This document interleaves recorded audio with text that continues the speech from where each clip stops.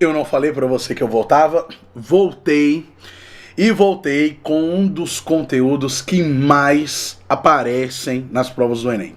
Um dos conteúdos que são mais cobrados nas avaliações tanto do PAS quanto do Enem. Então aqui comigo eu vou te passar agora todos os macetes sobre o governo Vargas, a nossa querida era Vargas. Então agora nós vamos trabalhar de forma muito minuciosa, de forma muito cirúrgica, todas as principais características que vão levar você para a sua aprovação. Com toda certeza, na sua prova desse ano vai aparecer era Vargas. Então comigo aqui, você vai aprender os principais macetes para não errar na prova as questões sobre era Vargas. E lembrando que nós vamos ter dois momentos, né? Na verdade, três momentos ali de era Vargas. O momento anterior, que é quando acontece ali o descontentamento com a República Oligárquica, né? São Paulo e Minas Gerais já não estão ali mais naquele ápice político, naquele ápice econômico. Nós temos o Washington Luiz, depois vem as eleições de Júlio Prestes, que foram eleições fraudadas, e Getúlio Vargas, o governador do Rio Grande do Sul, vai lá e mete um golpe militar, e aí a gente começa, golpe militar não, mete um golpe, e aí a gente inicia o período aí da era Vargas com a sua primeira fase, né? Até 1945 e depois a segunda fase do governo Vargas, ok? Então nós vamos trabalhar as principais características. Esse bloco sobre a era Vargas vai ser um bloco mais extenso. Nós vamos ter pelo menos aí 3 aulas, 3 blocos sobre a era Vargas, tá? Porque a gente precisa trabalhar esse momento antecedente ao governo Vargas, que é o momento ali do governo de Washington Luiz, eleições de Júlio Prestes, assassinato de João Pessoa, né? Até a chegada de Getúlio Vargas ao poder com a Revolução de 1930. Aí nós vamos ter intentona comunista, depois nós vamos ter a Constituição de 34, né?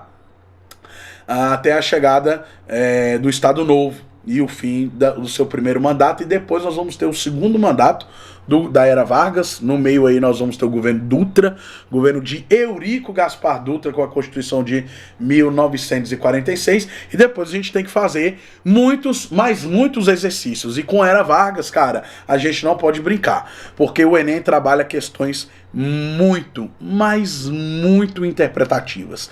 Então eu vou trazer para vocês 15 questões. 15 questões sobre a era Vargas, para a gente vai fazer um bloco mais extenso. No último bloco, o bloco de exercícios, vai ser um bloco mais extenso, para você sair daqui preparadíssimo para a sua prova, para a sua aprovação. Vem comigo? Vamos embarcar nessa jornada? Eu já falei pra você que eu gosto pra caramba de era Vargas. Gosto demais de era Vargas. Então, você vai ver a minha empolgação aqui na hora que a gente estiver trabalhando esse conteúdo aqui, ok? Vamos lá? Vou deixar aqui pra você, olha lá, ó, pra você não esquecer. Meu Instagram, @LuizDudes. Sempre com o melhor conteúdo pertinente e dicas pra sua aprovação. Vamos comigo? Vamos comigo? Então vamos lá. Sem mais delongas. Era Vargas, ok? Olha lá na tela, vamos lá? Bom, meus queridos, então, quando nós falamos de era Vargas, nós temos inúmeras questões que devem ser apontadas aqui, que devem ser alvos do nosso estudo. O primeiro deles é entender a crise da política oligárquica. Então, nas últimas aulas, nós vimos que a política oligárquica é a segunda fase do período republicano, iniciando ali com o governo de Prudente de Moraes. A política oligárquica, ela se dividia basicamente na política entre São Paulo mais Minas Gerais, que era conhecida como política do café com quê? Com leite. Política do café com leite. Então aqui nós temos essas duas características. Só que essa república ela vai deixando a desejar. Principalmente em relação às revoltas que aconteceram durante esse período. Nós vimos na nossa última aula a questão da revolta da vacina, a guerra do contestado, guerra de Canudos, revolta armada, revolução federalista, dentre outras revoltas que vão enfraquecendo esse movimento. E aí nós temos a figura desse cara aqui, Getúlio Vargas. Então, quem foi Getúlio Vargas? Getúlio Vargas foi um político gaúcho que liderou o Brasil em 2 momentos, em 2 fases. com enorme influência na modernização do país, na modernização dos estados e federações do Brasil. Então, o seu governo vai, primeiro momento, de 1930 a 1945, aí aqui, nessa primeira fase aqui, ó, vou puxar certinho aqui, ó. Nessa primeira fase a gente vai ter a Revolução de 30, Revolução de 30. Aí a gente vai ter o governo provisório.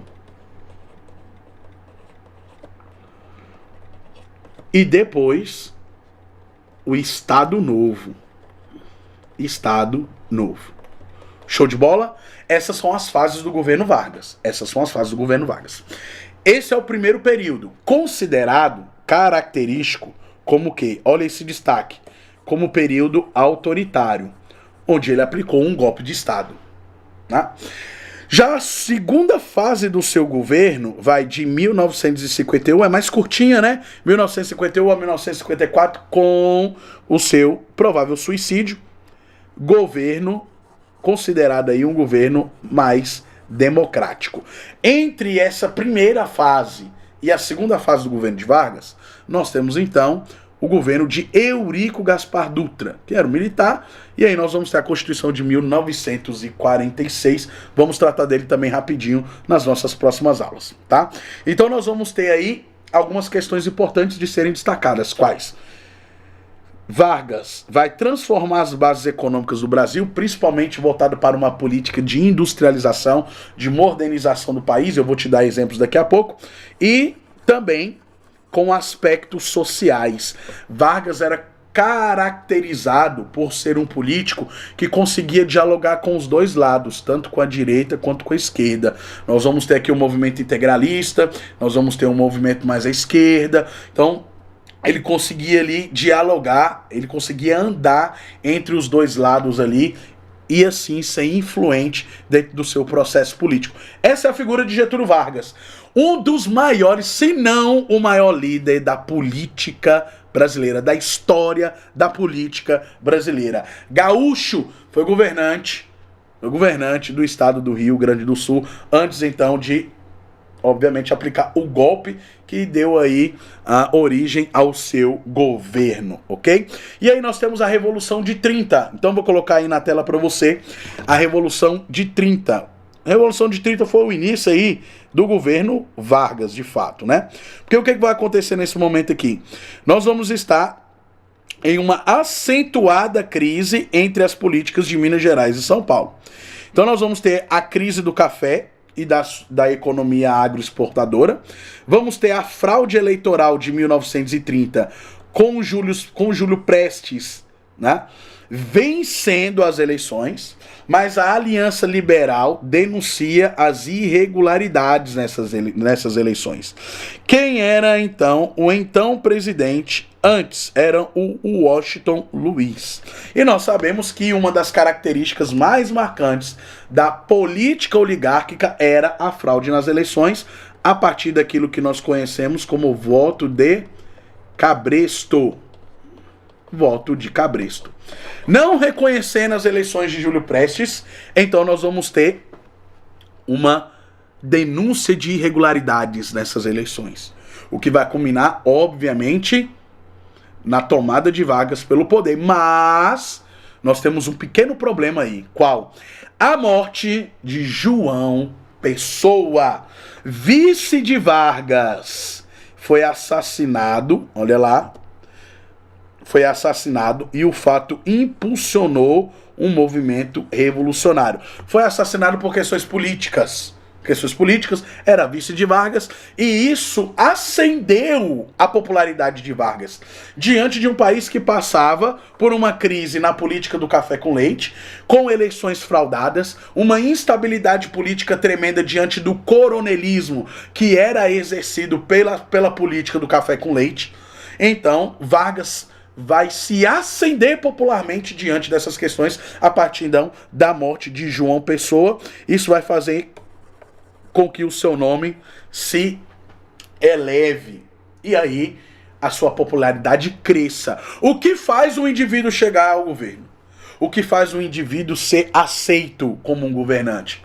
É a sua popularidade, meu neném. Então nós vamos ter aí o golpe de 1930, levando em consideração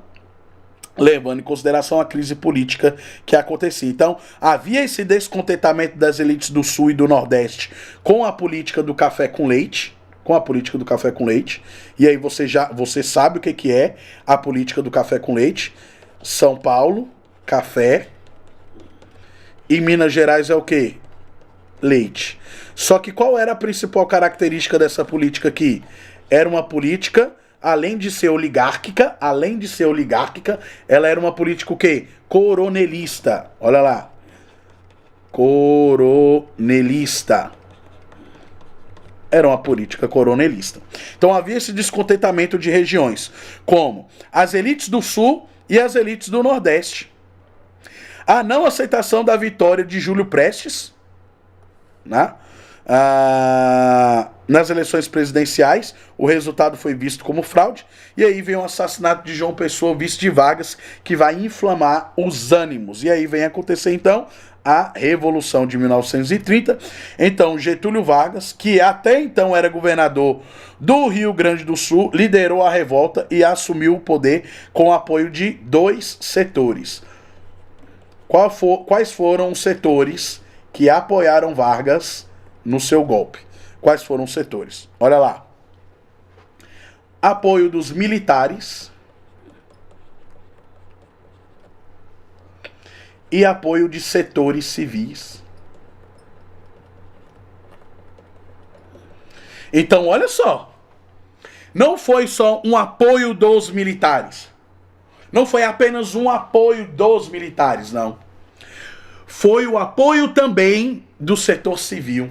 A mesma coisa vai acontecer durante a ditadura militar de 64 a 85. Por isso que também era chamada hoje de ditadura civil-militar, porque teve apoio da ala civil, dos setores civis. A mesma coisa vai acontecer com Vargas aqui. Como eu disse pra você, ninguém chega ao poder. Ninguém chega ao poder se não tiver apoio civil, se não tiver apoio da população de modo geral, ok?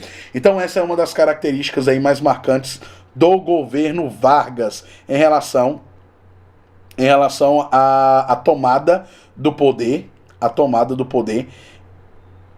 a morte de João Pessoa e, obviamente, a instauração do golpe que culminou no início do seu governo diante do quê? Diante disso aqui, ó.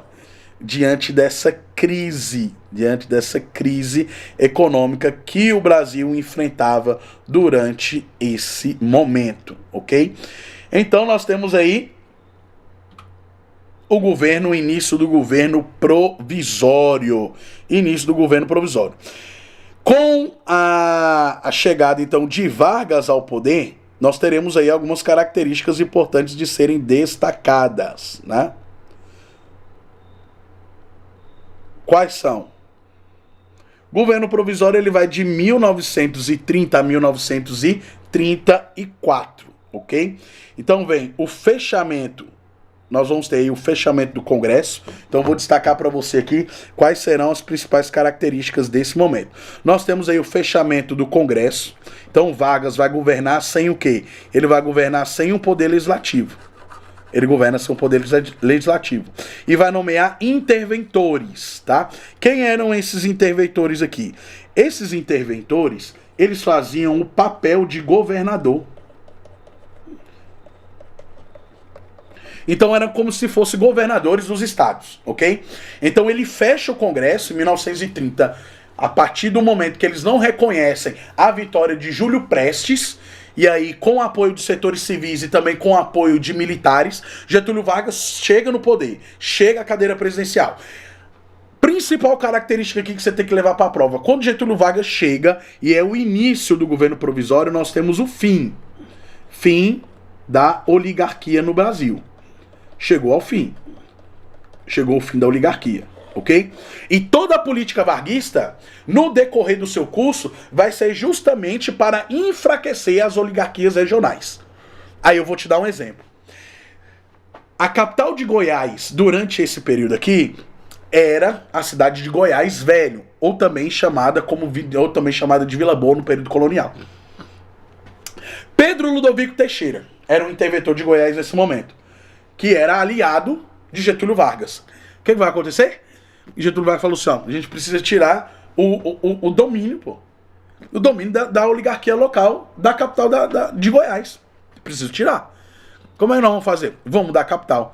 Aí, no dia 24 de outubro de 1933, vem o lançamento da Pedra Fundamental de Goiânia, que só vai ser inaugurada em 1942.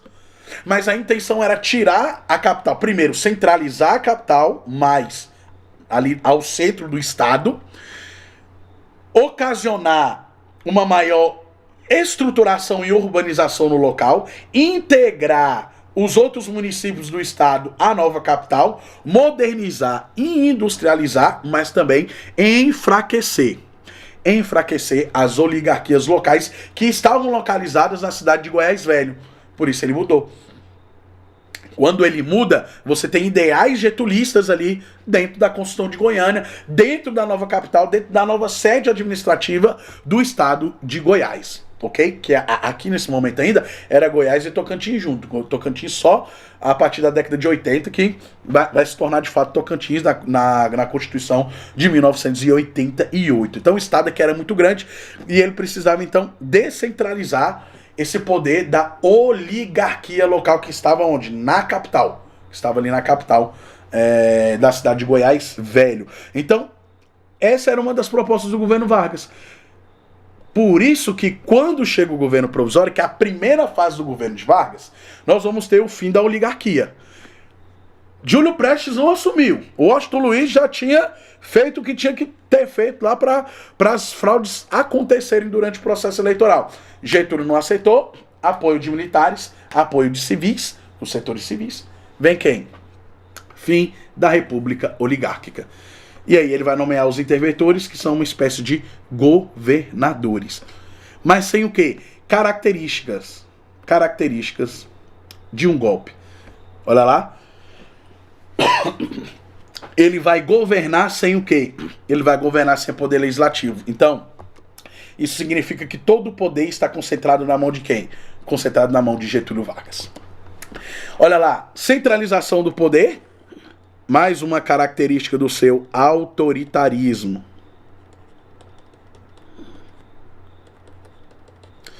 Mais uma característica do seu autoritarismo. Então, o executivo vai assumir o controle direto da administração pública. Quem é o executivo? O executivo aqui é o presidente.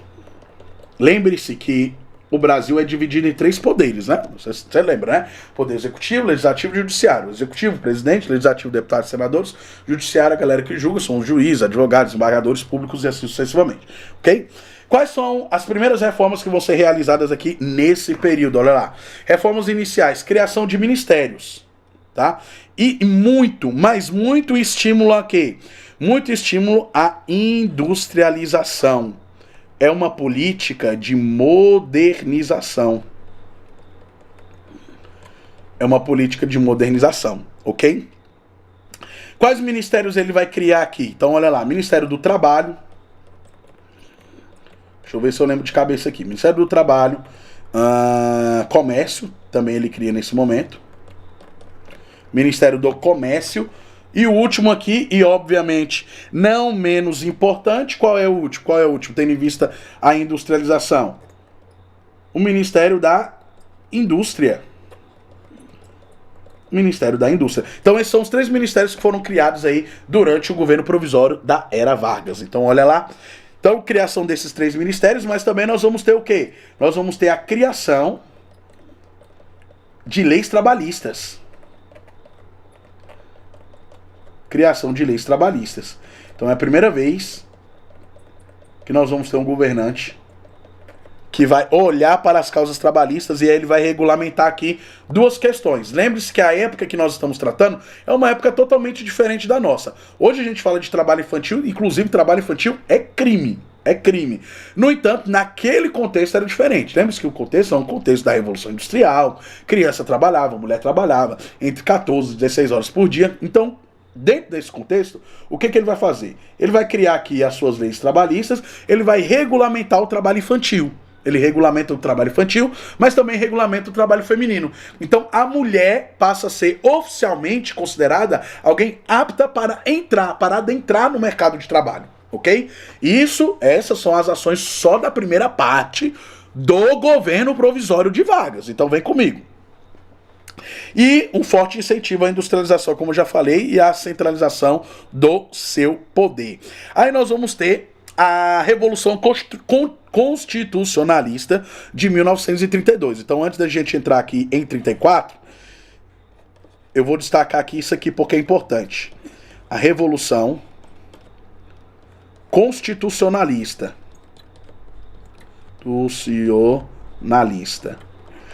Ela vai acontecer quando, professor? Ela vai acontecer em 1932, ok? Vou até mudar a cor aqui para a gente fazer um destaque melhor. Então, olha só. Vai ser um movimento que vai ser liderado pelo estado de São Paulo. E vai o quê? Exigir uma nova Constituição, obviamente.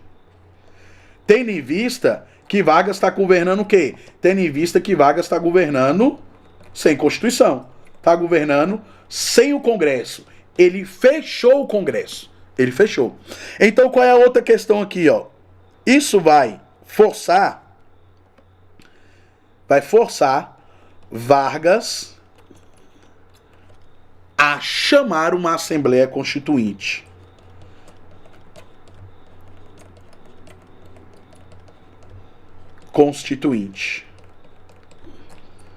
Ok?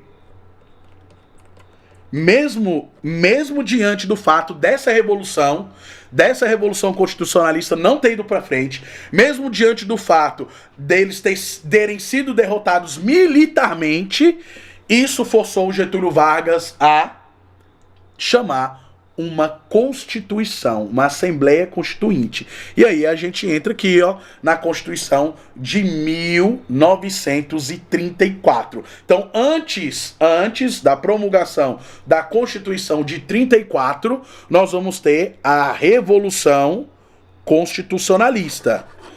Então, a Revolução Constitucionalista de 32 vai ser liderada por quem? Por São Paulo, pedindo uma nova Constituição. Só que a intenção de São Paulo era fortalecer o poder das oligarquias locais, obviamente. Só que isso não vai acontecer, porque Vargas, preparado, tanto com o setor militar ao seu lado, quanto com o setor civil, fala assim, aqui não, Noca, aqui você não cria não. Derrota militarmente. Só que ele fica forçado a chamar uma Constituinte. Congresso fechado, né? Sem Constituição, dá não, cara. Não dá não. Aí vem a Constituição de 34, tá aí na tela para você. A Assembleia Constituinte, então, veio a pressão popular e leva a convocação dos deputados para elaborar uma nova Constituição. Lembre-se que uma Constituição é um conjunto de leis, regras e deveres, direitos e deveres de todo cidadão brasileiro. Inclusive, eu defendo que deveria haver uma disciplina de direito constitucional nas escolas para que todo mundo conhecesse quais são os seus direitos, mas também conhecesse quais são os seus deveres, né? Infelizmente, a gente ainda não tem essa visão de aprofundamento educacional como deveríamos ter, né? Então, vem essa convocação aí para a nova Constituição e vamos ter os principais avanços. Quais serão os principais avanços? Vou destacar para você. Olha aqui, ó, voto secreto. Que lindo, hein? Voto secreto. Tá vendo por que o governo de Vargas é importante? Porque inúmeros dos direitos que nós exercemos hoje serão direitos que serão criados aqui, são direitos que serão criados durante o governo de Getúlio Vargas. Ok? Então, olha lá. Direito ao voto feminino. Então, primeira vez que as mulheres vão votar, vai ser aqui, ok? Uma outra questão que eu vou destacar para vocês aqui, vou destacar bem aqui, ó, são os direitos trabalhistas. Direitos trabalhistas. Quantas horas seu pai, sua mãe ou você aí trabalha por dia, se você trabalha? Quantas horas você trabalha? Ah, professor, eu trabalho 8 horas. Pois é, é justamente aqui, ó, que é criada a jornada de trabalho de 8 horas. Durante esse processo aqui, ok?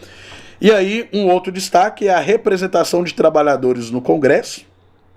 E Vargas vai ser eleito indiretamente, novamente, presidente da República, ok? Então nós vamos ter aqui a criação também da justiça eleitoral. E vai incluir, vai dar voz às mulheres passarão a ter uma participação social muito maior, se comparada à época do governo do período da República Oligárquica, República da Espada, Império, segundo reinado, né, período regencial, primeiro reinado, a mulher que agora vai passar a ter voz. Então a mulher vai se construindo a figura social da mulher, a mulher como peça fundamental dentro dessa engrenagem social. Então aí nós temos o direito ao voto feminino, regulamentação do direito trabalhista para as mulheres, para crianças também, e também a discussão aí e a aprovação dos direitos trabalhistas com jornadas de trabalho para 8 horas diárias. Ou seja, uma participação muito popular diante da elaboração dessa Constituição,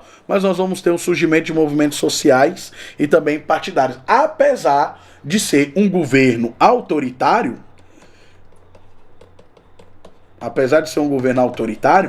mas nós tivemos muitos ganhos sociais aqui durante esse período, ok? E ele vai continuar sendo autoritário a partir de 1937, que é quando nós vamos ter aí o Estado Novo, que talvez seja o período mais importante da Era Vargas. Então vamos lá? Olha lá.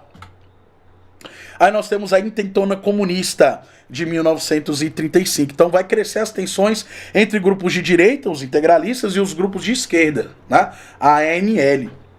Nesse sentido aí, olha lá, a ANL, que é a Aliança Nacional Libertadora. Grupo de quê? Grupo de esquerda, liderado por Luiz Carlos Prestes, ou seja, era um partido político contrário aos ideais varguistas. Então nós vamos ter a tentativa de um golpe, né, a revolta militar em quartéis, que vai ser rapidamente sufocada pelo Vargas, né, pelo fato dele estar amplamente apoiado com os militares, mas mesmo assim havia ali sempre aqueles que não eram de acordo com sua política de governo, né? E aí nós vamos ter esse movimento da intentona comunista se é comunista, qual era o ideal? O ideal era trazer uma revolução que tivesse aparatos socialistas.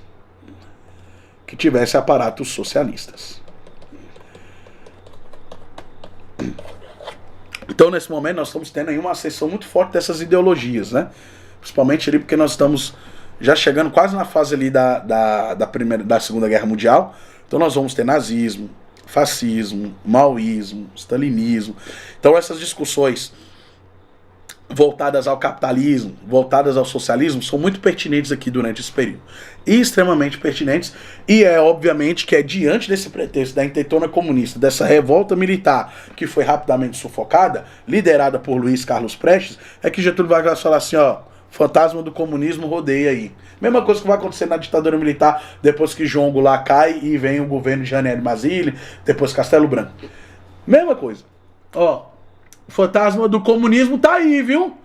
Tá aí. E aí, o que nós vamos fazer? Não, vamos dar um golpe aqui e vai estar tudo certo. Então vem repressão e o medo. Repressão e o medo. E aí o episódio vai ser usado como uma justificativa para quê? Para ampliar a repressão varguista. Qual era a justificativa utilizada? O fantasma do comunismo.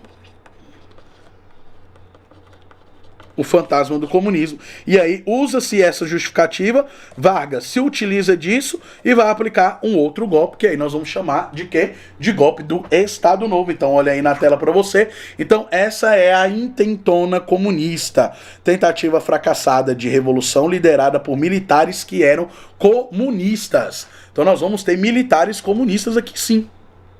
Então, apesar de Getúlio Vargas ter o apoio dos militares para chegar ao poder, apoio dos civis para chegar ao poder, mas nós vamos ter aqui militares também que vão apoiar o comunismo e que serão contrários às ideias dos ideais varguistas. E em 1937, vou destacar aqui para você, ó. Opa. Peraí. Em 1937, ó lá. 1937, vai acontecer o quê? Diz aí para mim. Vargas denuncia um suposto plano de consolidação de políticas comunistas, o plano Cohen, E aí, então, ele vai dar um golpe de Estado. Então, olha lá, ó.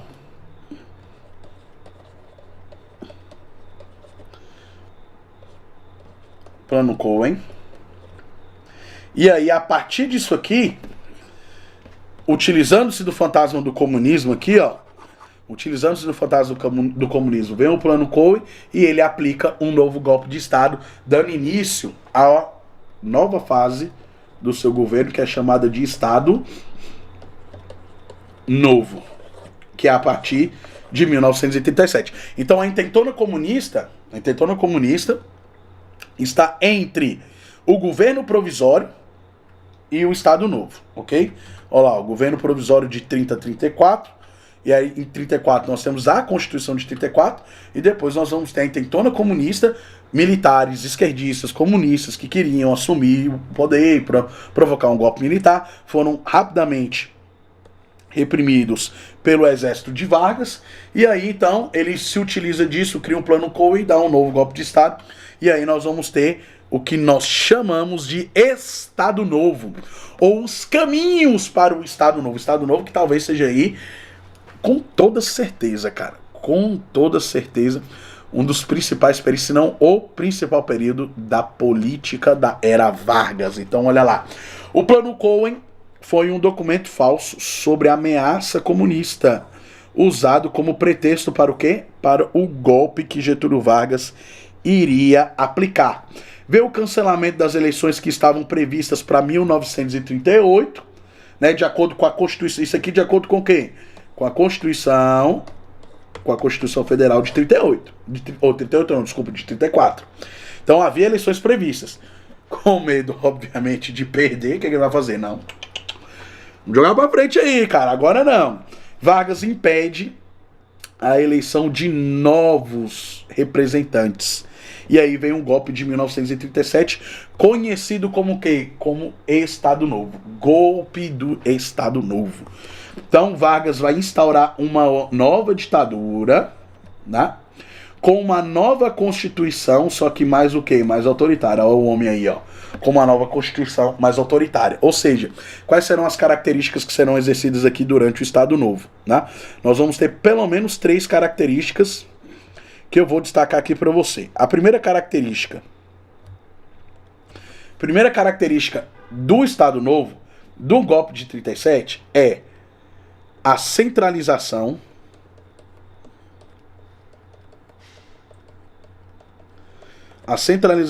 do poder no executivo. Quem era o executivo? Era Vargas. Centralização do poder no executivo. Representando o executivo, Vargas. Segunda característica aqui da implantação do Estado Novo. Segunda característica, industrialização.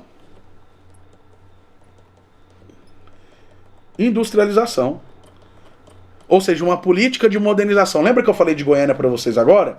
Falei de Goiânia, da transferência da capital de Goiás Velho para Goiânia. Justamente isso, uma política de industrialização e uma política de nacionalização. Aí aqui nós vamos dar destaque para o quê? Para o petróleo.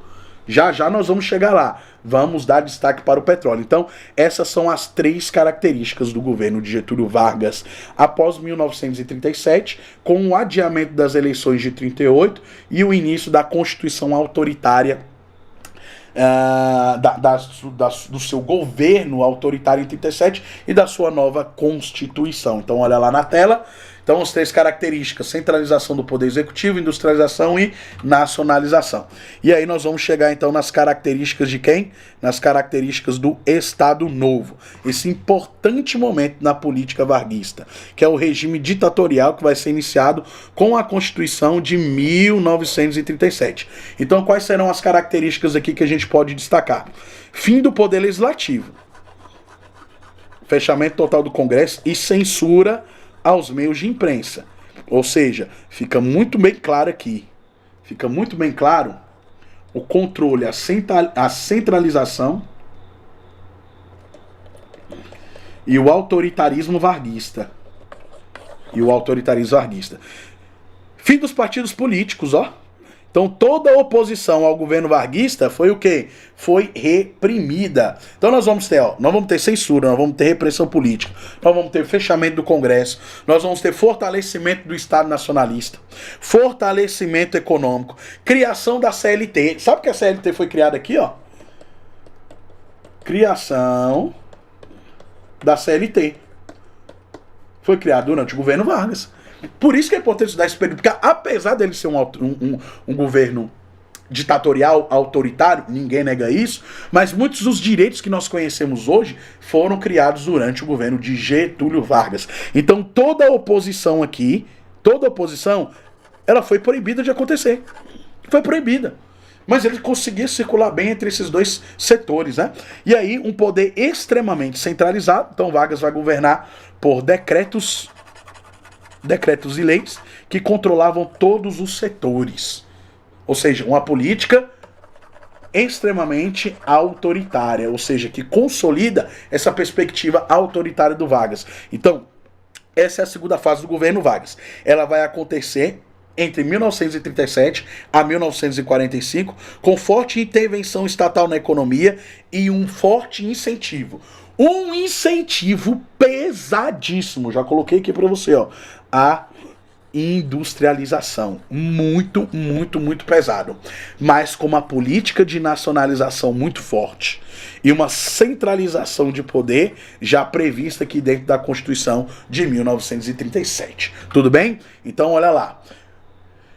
Questões próprias da era Vargas dentro do Estado Novo. Acompanha aí comigo. Vamos lá.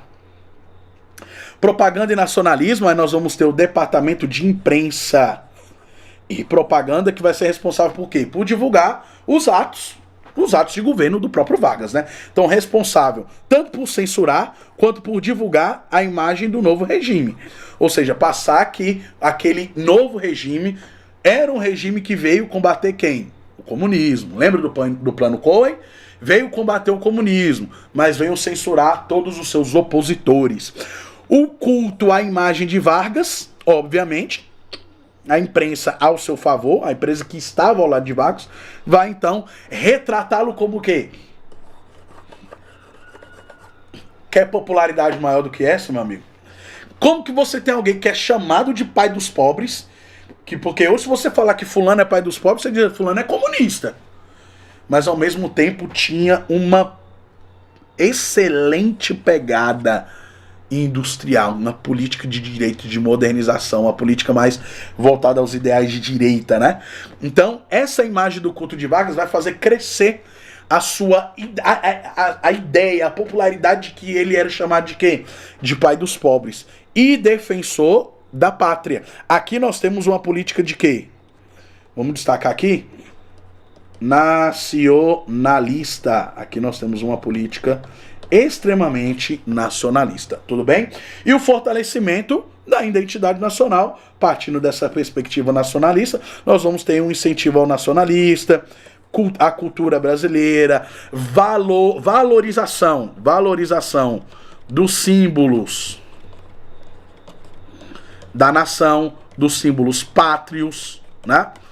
Então nós temos aqui várias características de um governo que estava mais preocupado com os pobres também, um governo que estava mais preocupado com as questões sociais, porque o Vargas vai trabalhar as questões sociais, mas também vai trabalhar um pouco mais voltado para as questões industriais, ou seja, com essa pegada mais voltada aí para a direita, para a industrialização, para a modernização, para a nacionalização do país, para a formação da identidade cultural brasileira. Então olha lá, leis trabalhistas, ó, CLT.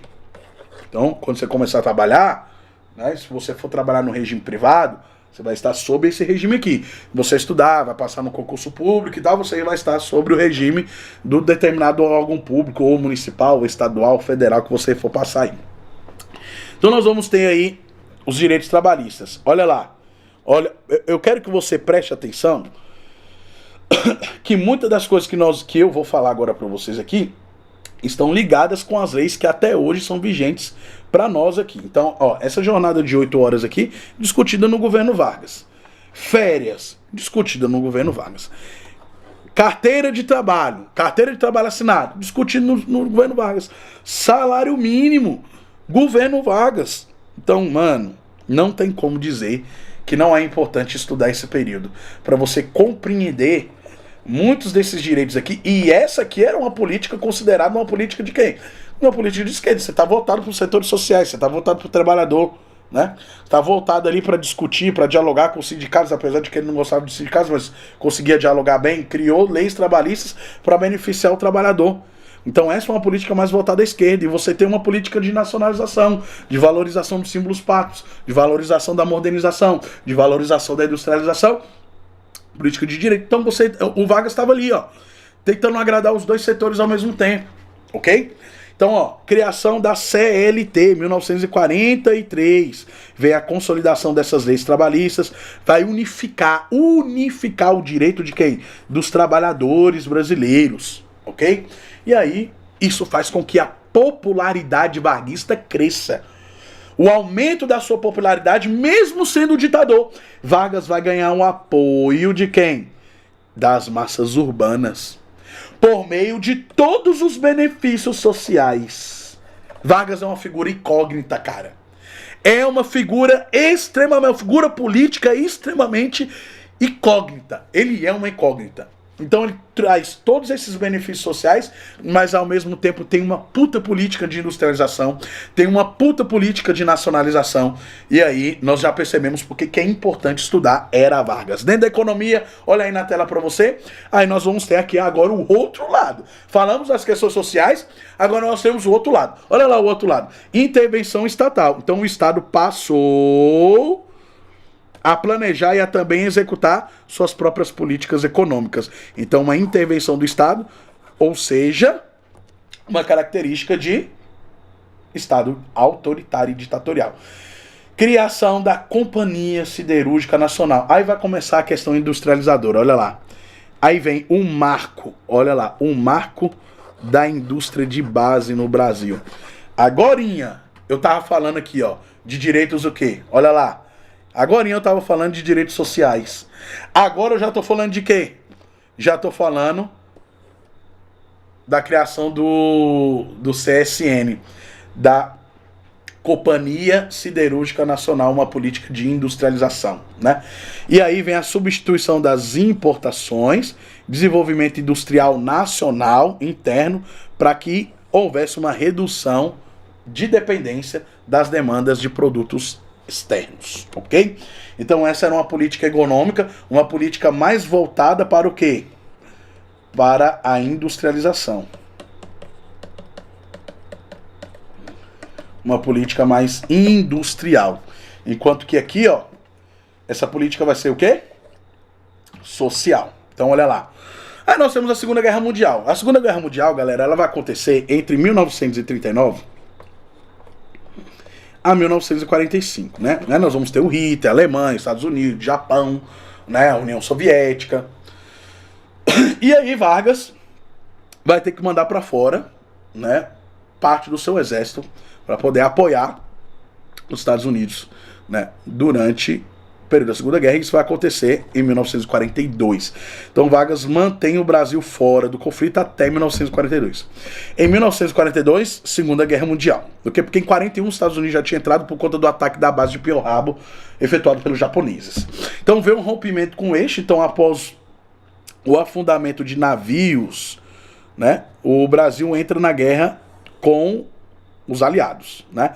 E aí ele vai enviar a Força Expedicionária Brasileira, e os soldados brasileiros vão combatem aonde? Vão combater lá na Itália, ok? Então olha só, duas características importantes de serem destacadas aqui durante esse período, né? O Brasil luta do lado de quem? De quem? Durante a Segunda Guerra.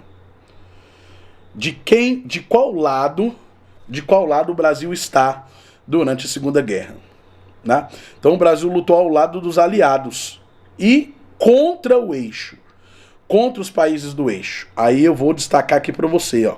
Pera aí, vou pegar aqui, ó. Tá. Então quem eram os países do eixo? Ele, ó, vê aqui, ó.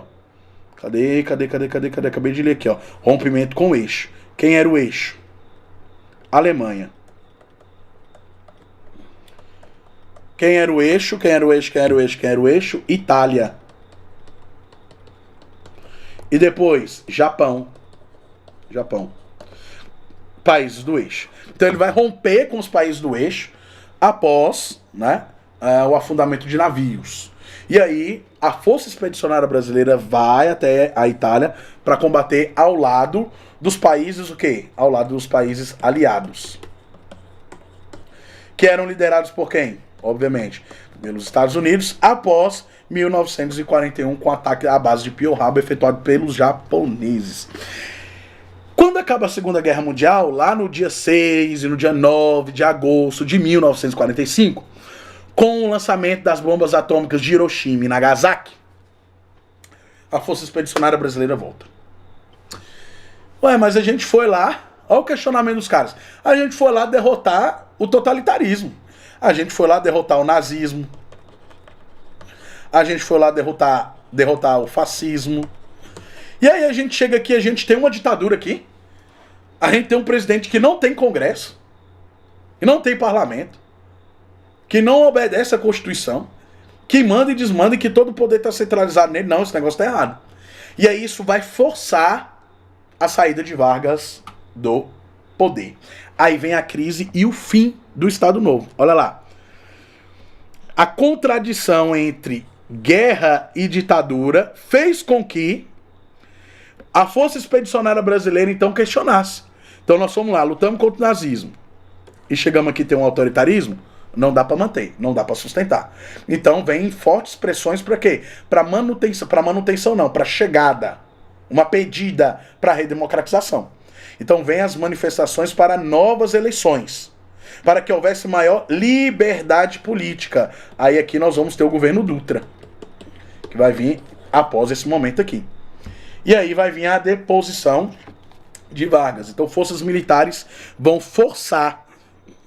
irão forçar a sua saída, e aí vai chegar o fim do governo de Getúlio Vargas. Então ele vai ser pressionado pelo fim. Ó, duas coisas. Por que ele vai sair? Primeiro, ele vai ser pressionado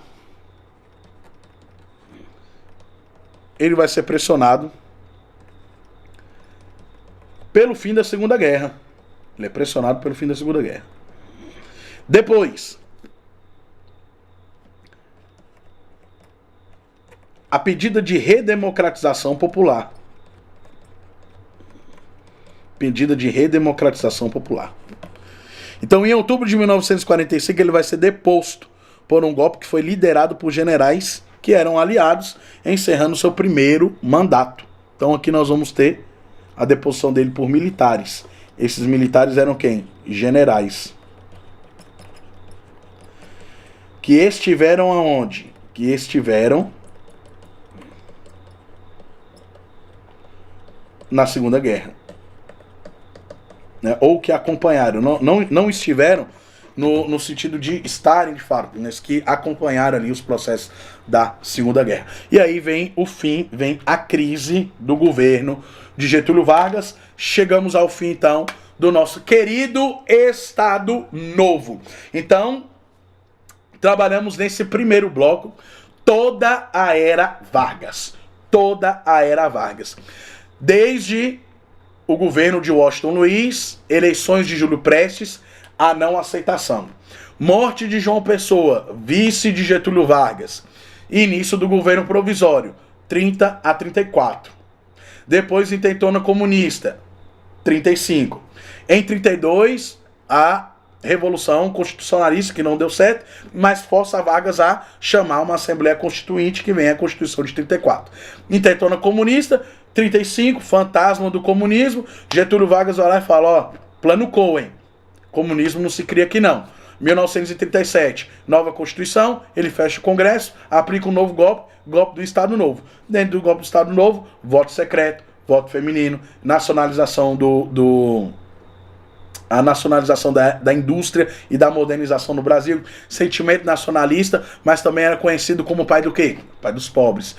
trouxe inúmeras questões sociais voltadas aí para a questão do fortalecimento dos direitos trabalhistas, né? Mas fortaleceu também a indústria de base, fortaleceu também a industrialização no Brasil. Por isso Vargas é muito importante, porque ele circulava muito bem entre esses dois setores. Então, com todo o sindicalismo, eu vou te dar logo uma dica aqui de cara. O sindicalismo durante o governo de Getúlio Vargas cai muito em prova. E nós vamos trabalhar isso em questões nos nossos próximos blocos. Mas não acabou, não. Não acabou, não. Essa é só a primeira fase do governo de Vargas. Só a primeira fase. Nós vamos trabalhar um pouquinho Dutra e vamos chegar na fase de 50 a 54, que é a segunda fase do seu governo. E aí nós vamos consolidar e terminar isso com muitos exercícios, muitas questões, para que você chegue cada vez mais preparado na sua prova. Então, é só o tempo de você ir ali e voltar. E voltar pra cá. Pra gente se preparar da melhor forma possível para a sua prova. Tá chegando, hein? Tá chegando aí, final do ano tá chegando. Então você vai chegar lá e ó, vai arrasar. Beleza, meus queridos? Já eu volto com mais Era Vargas pra vocês. Beijo gordo, até a próxima. Fui!